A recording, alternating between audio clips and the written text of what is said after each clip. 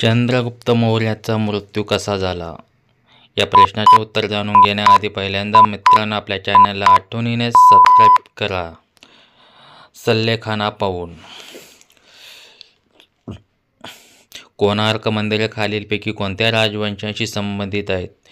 1. गंगा, पल्लव, चंदेल, चोळ. गंगा या राजवंशाशी संबंधित आहेत. भारताच्या चारही कोपऱ्यांवर असलेले 4 मठांचे संस्थापक कोण आहेत?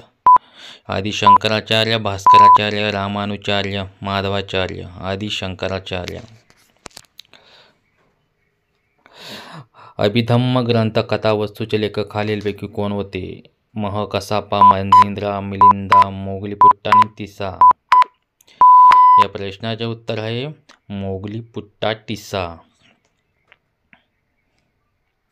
तीर्थकार पार्श्वनाथांची मूर्ती कोणत्या चिन्हाने ओळखली जाते? 1. सिंह, बैल, कासव आणि साप. साप या चिन्हाने ओळखली जाते. खालीलपैकी कुशाण सम्राटांपैकी कोणी भारतात सोन्याचे नाणे सर्वप्रथम आणले? विमा कडफिसेस, विमा तकू, कुजेला कडफिसेस आणि वशिष्का. विमा कडफिसेस. कनिष्क एक दरबारात खालीलपैकी कोणते विद्वान होते?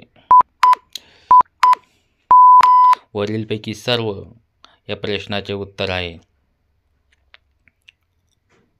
खालीलपैकी कोणत्या ठिकाणावरून हडप्पा काळातील सागरी व्यापाराचा पुरावा मिळतो?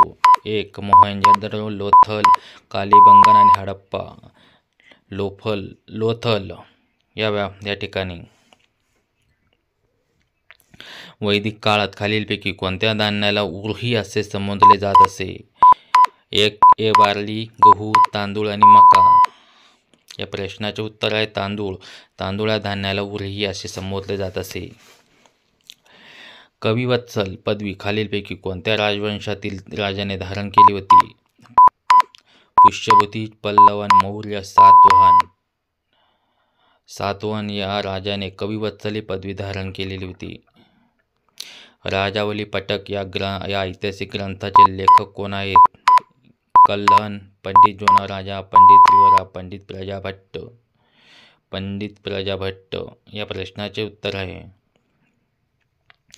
प्रसिद्ध कोणार्क सूर्यमंदिर कोणी बांधले?